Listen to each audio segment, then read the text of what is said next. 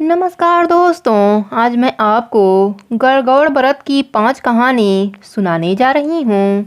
प्रेम से बोलिए पार्वती माता की जय हो। गणगौर व्रत करने से माता पार्वती व्रती को सौभाग्य का वरदान देती हैं। अगर कुंवारी कन्याएं गणगौर का व्रत करती हैं तो उन्हें मनपसंद जीवन साथी का वरदान प्राप्त होता है। इस पर्व में महिलाएं नदी, तालाब, कुएं पर जाकर महिलाएं गणगौर को पानी पिलाती हैं। गणगौर व्रत की पहली कथा के अनुसार भगवान शिव और माता पार्वती वन में गए और चलते चलते वे दोनों बहुत ही घने वन में पहुंच गए। तब माता पार्वती ने भगवान शिव जी से कहा कि हे प्रभु, मुझे प्यास लगी है। इस पर भगवान शिव जी ने कहा, देखो उस ओर पक्षी उड़ रहे हैं, उस स्थान पर अवश्य ही जल मौजूद होगा। पार्वती माता वहां गईं। उस जगह पर एक नदी बह रही थी। पार्वती माता ने पानी की अंजलि भरी तो उनके हाथ में दूब का गुच्छा आ गया। जब उन्होंने दूसरी बार अंजलि भरी तो टेसू के फूल उनके हाथ में आ गए। तीसरी बार अंजलि भरने पर ढोकला नामक फल हाथ में आ गया। इस बात से पार्वती माता के मन में कई तरह के विचार उठने लगे, परंतु उनकी समझ में कुछ नहीं आया। उसके बाद भगवान शिव शंभु ने उन्हें बताया कि आज चैत्र शुक्ल तीज है। विवाहित महिलाएं आज के दिन अपने सुहाग की सुरक्षा के लिए गौरी उत्सव करती हैं। गौरी जी को चढ़ाए गए दूब, फल और अन्य सामग्री नदी में बहकर आ रहे थे। इस पर पार्वती जी ने विनती की, हे स्वामी, 2 दिनों के लिए आप मेरे माता पिता का नगर बनवा दें, जिससे सारी स्त्रियां वहीं आकर गणगौर के व्रत को करें और मैं खुद उनके सुहाग की रक्षा का आशीर्वाद दूं। भगवान शंकर ने ऐसा ही किया। थोड़ी देर में ही बहुत सी स्त्रियों का एक दल आया तो माता पार्वती को चिंता हुई और वे महादेव जी से कहने लगीं, हे प्रभु, मैं तो पहले ही उन्हें वरदान दे चुकी हूँ, अब आप अपनी ओर से सौभाग्य का वरदान दे दीजिए। पार्वती माता के कहने पर भगवान शिव ने उन सभी स्त्रियों को सौभाग्यवती रहने का वरदान दिया। हे माता पार्वती, हे भगवान शंकर, जैसे आपने उन स्त्रियों की मनोकामना पूरा किया, वैसे ही आपकी कहानी कहने वाले, सुनने वाले और हुंकारा भरने वालों को भी उनकी मनोकामना पूर्ण करना। प्रेम से बोलिए माता पार्वती की जय हो, भगवान भोलेनाथ की जय हो। एक बार भगवान शंकर तथा पार्वती जी नारद जी के साथ भ्रमण को निकले। चलते चलते वे चैत्र शुक्ल तृतीया के दिन एक गांव में पहुंच गए।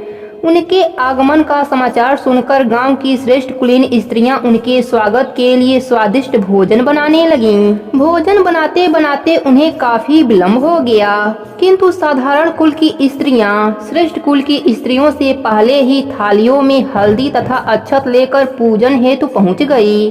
पार्वती जी ने उनके पूजा भाव को स्वीकार करके सारा सुहाग उन पर छिड़क दिया। वे अटल सुहाग प्राप्ति का वरदान पाकर लौटी। तत्पश्चात उच्च कुल की स्त्रियां अनेक प्रकार के पकवान लेकर गौरी जी और शंकर जी की पूजा करने पहुंची। सोने चांदी से निर्मित उनकी थालियों में विभिन्न प्रकार के पदार्थ थे। उन स्त्रियों को देखकर भगवान शंकर ने पार्वती माता से कहा, तुमने सारा सुहाग रस तो साधारण कुल की स्त्रियों को ही दे दिया, अब इन्हें क्या दोगी? पार्वती जी ने उत्तर दिया, प्राणनाथ, आप इसकी चिंता मत कीजिए। उन स्त्रियों को मैंने केवल ऊपरी पदार्थों से बना रस दिया है, इसलिए उसका रस धोती से रहेगा, परंतु मैं इन उच्च कुल की स्त्रियों को अपनी उंगली चीरकर अपने रक्त का सुहाग रस दूंगी। यह सुहाग रस जिसके भाग्य में पड़ेगा वह तन मन से मुझ जैसी भाग्यवती हो जाएगी। जब स्त्रियों ने पूजन समाप्त कर दिया तब पार्वती जी ने अपनी उंगली चीरकर उन पर छिड़क दिया। जिस पर जैसा छींटा पड़ा उसने वैसा ही सुहाग पा लिया। तत्पश्चात भगवान शिव की आज्ञा से पार्वती माता ने नदी तट पर स्नान किया और बालू की शिव मूर्ति बनाकर पूजन करने लगी। पूजन के बाद बालू के पकवान बनाकर शिव जी को भोग लगाया। प्रदक्षिणा करके नदी तट की मिट्टी से माथे पर तिलक लगाकर 2 कण बालू का भोग लगाया। इतना सब करते करते पार्वती जी को काफी समय लग गया। काफी देर बाद जब वे लौटकर आई तो महादेव जी ने उनसे देर होने का कारण पूछा। उत्तर में पार्वती जी ने झूठ ही कह दिया कि वहाँ मेरे भाई भावज आदि मायके वाले मिल गए थे, उन्हीं से बातें करने में देरी हो गई। परंतु महादेव जी तो महादेव जी ही थे, वे कुछ और ही लीला रचना चाहते थे। अतः उन्होंने पूछा, पार्वती तुमने नदी के तट पर पूजन करके जिस चीज का भोग लगाया था और स्वयं कौन सा प्रसाद खाया था? स्वामी, पार्वती जी ने पुनः झूठ बोल दिया। मेरे भावज ने मुझे दूध भात खिलाया, उसे खाकर मैं सीधी यहाँ चली आ रही हूँ। यह सुनकर शिव जी भी दूध भात खाने की लालच में नदी तट की ओर चल दिए। पार्वती माता दुविधा में पड़ गईं। तब उन्होंने मौन भाव से भगवान भोले शंकर का ही ध्यान किया और प्रार्थना की, हे भगवान, यदि मैं आपकी अनन्य दासी हूँ तो आप इस समय मेरी लाज रखिए। यह प्रार्थना करती हुई पार्वती माता भगवान शिव जी के पीछे पीछे चलती रहीं। उन्हें दूर नदी के तट पर माया का महल दिखाई दिया। उस महल के भीतर पहुंचकर वे देखती हैं कि वहां शिव जी के साले सरहज आदि सपरिवार उपस्थित हैं। उन्होंने गौरी तथा शंकर का भावभीना स्वागत किया। वे 2 दिनों तक वहां रहे। तीसरे दिन पार्वती माता ने शिव जी से चलने के लिए कहा, पर शिव जी तैयार न हुए। वे अभी और रुकना चाहते थे। तब पार्वती जी रूठकर अकेली ही चल दीं। ऐसी हालत में भगवान शिव जी को पार्वती जी के साथ चलना पड़ा। नारद जी भी साथ साथ चल दिए। चलते चलते वे बहुत दूर निकल आए। उस समय भगवान सूर्य अपने धाम पश्चिम को पधार रहे थे। अचानक भगवान शंकर पार्वती जी से बोले, मैं तुम्हारे मायके में अपना माला भूल आया हूँ। ठीक है, मैं ले आती हूँ, पार्वती जी ने कहा और जाने को तत्पर हुई। परंतु भगवान ने उन्हें जाने की आज्ञा न दी और इस कार्य के लिए ब्रह्मापुत्र नारद जी को भेजा। परंतु वहां पहुंचने पर नारद जी को कोई महल नजर न आया। वहां तो दूर तक जंगल ही जंगल था, जिसमें हिंसक पशु विचरण कर रहे थे। नारद जी वहां भटकने लगे और सोचने लगे कि कहीं वे किसी गलत स्थान पर तो न आ गए। मगर सहसा ही बिजली चमकी और नारद जी को शिव जी की माला एक पेड़ पर टंगी हुई दिखाई पड़ी। नारद जी ने माला उतार ली और शिव जी के पास पहुंचकर वहां का हाल बताया।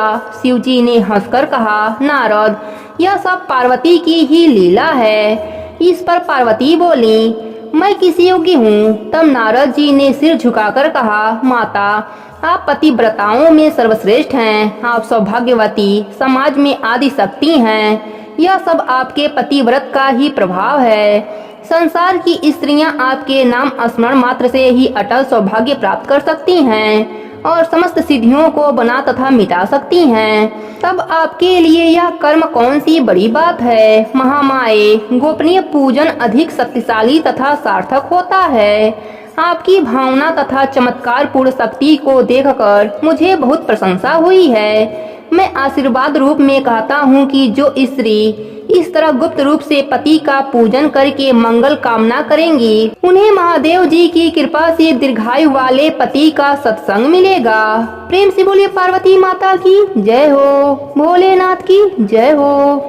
एक बार राजा ने जौ और चने बोए और माली ने अपने घर में दूब बोई। राजा के जौ चने बढ़ते गए और माली की दूब घटती गई। एक दिन माली ने सोचा कि क्या बात है, राजा के जौ चने तो बढ़ते जा रहे हैं और मेरी दूब क्यों घटती जा रही है। एक दिन माली छुपकर बैठ गया और देखने लगा कि क्या कारण है। तब माली ने देखा कि कुंवारी कन्याएं आईं और दूब तोड़कर ले गईं। तब माली उनके कपड़े छीनने लगा और पूछने लगा कि तुम दूब क्यों ले जा रही हो। लड़कियां बोलीं, हम 16 दिन गड़गड़ पूजते हैं, इसलिए पूजा के लिए दूब ले जा रहे हैं, सो हमारे कपड़े दे दो। 16 दिन बाद गड़गड़ विदा होगी, जिस दिन हम तुम्हें लपसी, हलवा, घेवर, मिठाई आदि ला कर देंगे। फिर उसने सबके कपड़े वापस दे दिए। जब 16 दिन पूरे हुए तब लड़कियों ने लपसी, हलवा आदि सामग्री मालन को लाकर दिया। बाहर से मालन का बेटा आया और बोला, माँ मुझे बहुत भूख लगी है। मालन बोली कि बेटा आज तो लड़कियां बहुत सारा खाना देकर गई हैं, रसोई में रखा है। बेटे से रसोई खुली नहीं। तब माँ ने आकर चिंटी अंगुली से छींटा दिया तो रसोई खुल गई। अंदर देखा तो ईसर गड़गड़ बैठे थे। ईसर जी ने बहुत सुंदर वस्त्र पहने हुए थे और गौरा माता मांग संवार रही थी। रसोई में अन्य धन के भंडार भरे पड़े थे। माली, मालन और उनके बेटे को ईसर गड़गड़ जी के सुंदर दर्शन हुए। हे गड़गड़ माता, जिस प्रकार माली के परिवार को दर्शन दिया उसी प्रकार सबको दर्शन देना। ईसर जी भैया भाग और गोरा जैसा सुहाग सबको देना। गड़गड़ की कहानी कहता न सुनता न और सारे परिवार को देना। प्रेम से बोले गड़गड़ माता की जय हो, गौरा माता की जय हो। एक बार भगवान शिव व माता पार्वती जी कैलाश पर्वत से सृष्टि का भ्रमण करने के लिए उतरे तो सबसे पहले उनको एक गाय मिली जो बहुत ही तड़प रही थी क्योंकि उसको बच्चा होने वाला था। तो माता पार्वती को बहुत घबराहट हुई। उन्होंने भगवान से कहा कि मेरे तो आप गांठ बांध दो, मैं ऐसे दुख देख नहीं सकती। तब भगवान बोले, अभी तो बहुत कुछ देखना है। तब दोनों आगे चले तो हथनी परेशान हो रही थी। फिर आगे चलने पर देखा कि राजा के रजवाड़े से उल्टे निशान हो रहे हैं। तब माता गौरा ने भगवान से पूछा कि यह क्या हो रहा है। तब भगवान ने कहा कि राजा की रानी भी गर्भवती है और उसे प्रसव पीड़ा है। तब गौरा जी ने जबरदस्ती भगवान के मना करने पर भी गांठ लगवा ली और कहने लगी कि मुझे कभी भी बच्चा नहीं चाहिए। तब आगे और सैर करने लगे। तब वापस आते समय क्या देखते हैं कि राजा के यहाँ शहनाई बाजे बज रहे हैं और खुशियाँ मनाई जा रही हैं। रानी बहुत खुश हैं। तब गौरा जी बोली, जब रानी ही बहुत खुश है तो मुझे बेटा होवे तो मैं कितनी खुश हूँ, आप मेरा गांठ खोल दीजिए। तब भगवान ने मना कर दिया और आगे चले तो हथनी भी अपने बच्चों को प्यार से चाट रही थी और गाय भी बहुत खुश नजर आ रही थी। तब गौरा ने भगवान से बहुत जिद किया। फिर वे घूमते घूमते कैलाश पर्वत पहुंच गए। कुछ दिन के बाद गड़गड़ का दिन आया। औरतें गड़गड़ माता की पूजा करने व अपने सुहाग को अमर रखने के लिए आईं। तब उन्होंने सारा सुहाग पहले पहुंचाने वाली औरतों को बांट दिया। तब भगवान बोले कि तुम्हारी पुजारन ब्राह्मणी व बनियाइन तो धीरे धीरे सज धज कर आएंगी और तुमने सारा सुहाग पहले ही बांट दिया। तब उनके आने पर गौरा जी ने नैनों में से सुरमा निकाला, मांग में से सिंदूर निकाला, टीकी में से रोली निकाली और चिट्टी अंगुली से अमर सुहाग होने के छींटे दिए और अमर सुहाग को बांटा। हे भगवान, गड़गड़ माता की कहानी कहने वाले को, सुनने वाले को, हुंकारा भरने वाले को, सभी को ईश्वर गड़गड़ की कृपा प्राप्त हो और सभी को अमर सुहाग प्राप्त हो। प्रेम से बोलिए गौरा माता की जय हो, भोलेनाथ की जय हो। एक बार ईश्वर जी 16 दिन गड़गड़ के हुए तो जब ससुराल गौरा जी को लेने पहुँचे, वहाँ उनकी माँ ने जितना भी खाना बनाया वह सब खाना ईश्वर जी ने गौरा की परीक्षा लेने के लिए जिम गए। तब माता गड़गड़ को भूख लगी और वे कहने लगी कि माँ, घर में जो भी खाने को है वही मुझे दे दो। तब देखा तो भथुए की 2 पिंडी व जल का लोटा मिला तो गौरा जी ने वही खा लिया और पानी पी लिया। तब ईश्वर जी विदाई के लिए जिद करने लगे। जब वे ससुराल से विदा हो लिए तब उन्हें रात को जंगल में विश्राम करना पड़ा। माता गौरा को भूख के कारण गहरी नींद आ गई। तब ईश्वर जी ने उनके पेट में देखा तो भथुए की पिंडी व जल का लोटा झूल रहा था। भगवान ईश्वर जी ने बाद में गौरा जी से पूछा कि आज तुमने क्या क्या खाया। तब माता जी बोली, आपने खाया वही मैंने भी खाया। तब भगवान बोले कि तुम झूठ बोलती हो, तुम्हारे पेट में तो भथुए की पिंडी व जल है। तब गौरा जी को क्रोध हुआ और वे बोली कि आज तो आपने औरत जात के पेट में ढकनी खोली है, आइंदा कभी भी मत खोलना। जवाई को खिला दें और बेटी को कुछ भी। आपने तो मेरी माँ की परीक्षा ले ही ली थी। इस प्रकार दोनों जन कैलाश पर्वत पर पहुँच गए। प्रेम से बोलिए गौरा माता की जय हो, भोलेनाथ की जय हो। एक गांव में 7 लड़कियां थीं। उनमें से एक लड़की गरीब थी, बाकी की 6 धनवान थीं। 6 लड़कियों ने व्रत करने का ठानी और 7वीं लड़की को भी कहा। 7वीं लड़की ने व्रत करने से मना किया तो सभी लड़कियां उसके घर गईं और उसकी माँ से बेटी को व्रत करवाने को कहा। माँ ने कहा, देखो बेटा, मेरे घर में खाने को कुछ नहीं, मेरी बेटी व्रत कैसे करेगी। तब वह सारी सहेली बोली, देखो माँ, एक एक दिन हमारे घर खाना खाएगी तो भी इसके व्रत पूर्ण हो जाएंगे। व्रत के लिए मना मत करो। और वे सभी मानी नहीं। तब माँ अपने बेटी को व्रत करवाने को तैयार हो गई। बेटी एक एक दिन सभी सहेलियों के घर खाना खाती। ऐसे करके 6 दिन निकल गए। 7वें दिन सभी लड़कियां उसके पीछे पड़ गई कि कल हम सब तुम्हारे घर खाना खाएंगे। तुम 6 दिनों तक हमारे यहाँ खाई हो, अब हम 6 तेरे घर खाएंगे। लड़की बोली, मैंने तो तुम्हें पहले ही मना किया था, पर लड़कियां मानी नहीं। तब लड़की अपने घर आकर अपने माँ से बोली, माँ, कल सब लड़कियां अपने घर जिमने आएंगी।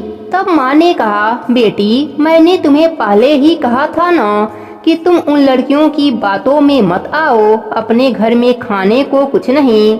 माँ को गुस्सा आया, वह अपने लड़की को मारने लगी। लड़की रोती हुई जंगल में जाकर सो गई। उधर से ईश्वर और पार्वती जी निकल रहे थे। पार्वती जी ईश्वर जी से बोली, देखिए प्रभु, कोई अपने शरण में आकर बैठा है। ईश्वर जी ने कहा, दुनिया में बहुत लोग हैं, किन किन को देखूं? पार्वती जी बोली, नहीं ईश्वर जी, इसको तो आपको देखना ही पड़ेगा। इसको नहीं पूछेंगे तो दुनिया में अपने को कौन पूछेगा। ईश्वर जी और पार्वती माता उस लड़की के पास आए। पार्वती माता ने पूछा, ब्राह्मण की बेटी सो रही है या जाग रही है, किस चिंता में पड़ी है? लड़की बोली, मेरे घर में खाने को कुछ नहीं है। मैंने गौरा के व्रत किए, 6 दिन 6 लड़कियों के घर गई। अब 6 लड़कियां मेरे घर जिमने को आवेंगी, मैं उनको क्या खिलाऊंगी? इस चिंता में मैं पड़ी हूँ। ईश्वर जी पार्वती जी को उस पर दया आ गई। उन्होंने कहा, जा यहाँ के कंकड़ पत्थर सारे इकट्ठे कर ले, घर के चारों कोनों में डाल देना और थोड़े पालने में डाल देना। लड़की से जितना उठा उतना उठा लिया और घर ले चली। पार्वती माता ने उसके टोकरी को हाथ लगा दिया। उसने घर आकर जैसे माता ने कहा था वैसे ही रख दिया और सो गई। सवेरे माँ बेटी से पूछने लगी, लड़कियों को क्या जिमाओगी? बेटी बोली, माँ, कमरा खोलकर देख लो। माँ ने कमरा खोला तो चकित रह गई। वहाँ हीरे मोती जगमगा रहे थे और पालने में कंवर खेल रहा है। माँ ने कहा, बेटी, यह सब कहाँ से लाई हो? बेटी बोली, माँ, ईश्वर जी और पार्वती जी ने मुझ पर कृपा करी है, भगवान मुझ पर प्रसन्न हुए हैं। माँ उनमें से एक हीरा बाजार में लेकर गई, उसे बेचा और सारा सामान लाई, रसोई बनाई। सारे लड़कियां जीमने आईं और देखा उस लड़की के घर में बहुत ठाठ बाट हो गया है। 4 बजे शाम तक लड़कियां घर नहीं गईं तो उन लड़कियों के माताओं को चिंता हो गई कि हमारी लड़कियां भूखे बैठी होंगी। तो वह थोड़ा थोड़ा खाना लेकर उन लड़कियों के घर पहुंची। आकर वह सभी क्या देखती हैं कि लड़कियां आनंद से खेल रही हैं। सभी लड़कियों की माताएं पूछने लगीं कि लड़की, तेरे घर में कल तक तो कुछ भी नहीं था, आज यह वैभव कहाँ से हो गया? तो लड़की ने कहा कि मेरे ऊपर ईश्वर जी और गौरा माता प्रसन्न हुए हैं और उसने सारी बात बताई। ऐसा सुनकर उनमें से एक के मन में ईर्ष्या हुई और वह भी अपने बेटी से बोली, तू भी टोकरी लेकर जंगल में चली जा, ईश्वर जी गौरा जी हमें भी धन देंगे। तब बेटी बोली, माँ भगवान भूखे को तृप्त करता है, धनवान को नहीं। पर माँ फिर भी नहीं मानी। आखिर बेटी को जाना पड़ा। वह जंगल में जाकर सो गई। ईश्वर जी उसके सपने में आए और बोले, बेटी तू सो रही है या जाग रही है? बेटी बोली, चिंता में हूँ, मैंने लड़कियों को जिमाने के लिए बुलाया है पर मेरे घर में कुछ भी नहीं। तब ईश्वर जी ने कहा, सुबह उठकर बगीचे से पत्ते ले जाना। वह उठकर बगीचे से ढेर सारा पत्ता ले जाकर माँ को दे दिया। बेटी बोली, माँ लड़की जिमने आएंगी तो इसको उबाल कर दे देना। फिर लड़कियों को अपने घर जिमने के लिए बुलाई। लड़कियाँ कहने लगी, तुमने एक बार जिमा दिया, अब क्यों बुलाती हो? वह नहीं मानी। वह सबको कह आई। माँ ने पत्तों को उबाला। बेटी ने बर्तन खोला तो डर गई, उसमें तो सांप बिच्छू भरे पड़े हैं। वह घबराकर ब्राह्मण की लड़की के पास गई और बोली, तुम्हारे घर में धन हो गया और मेरे घर में सांप बिच्छू कैसे हो गए? तब उसकी माँ बोली, भगवान भूखे को देता है। तब लड़की माँ जी के पैर पड़ी। तब उसकी माँ बोली, मेरे पैर मत पकड़, ईश्वर जी गौरा जी के पैर पकड़। तब वह लड़की ईश्वर जी गौरा जी के पास गई और पैर पकड़ लिया। ईश्वर जी ने कहा, तेरे धन में से आधा धन ब्राह्मण के बेटी को दे दोगी तभी मैं यह माया समेटूंगा। वह घर आई, गालियां उगलती गई और धन देती गई। फिर भी उसके घर में एक सांप और एक बिच्छू रह गए। वह वापस ईश्वर जी के पास गई। ईश्वर जी बोले, तेरे पास अभी 2 सुइयां बची हैं, उनमें से एक सुई उसे दे दो तो वह सांप बिच्छू खत्म हो जाएंगे। उसने ऐसा ही किया तो सर्वत्र शांति हो गई। हे ईश्वर जी, हे गौरा माता जी, जैसे आपने ब्राह्मण के बेटी पर प्रसन्न हुए वैसे ही अपने सभी भक्तों पर प्रसन्न होना। कहानी अधूरी हो तो पूरी करना, पूरी हो तो मान रखना। प्रेम से बोले ईश्वर जी की जय हो, गौरा माता की जय हो।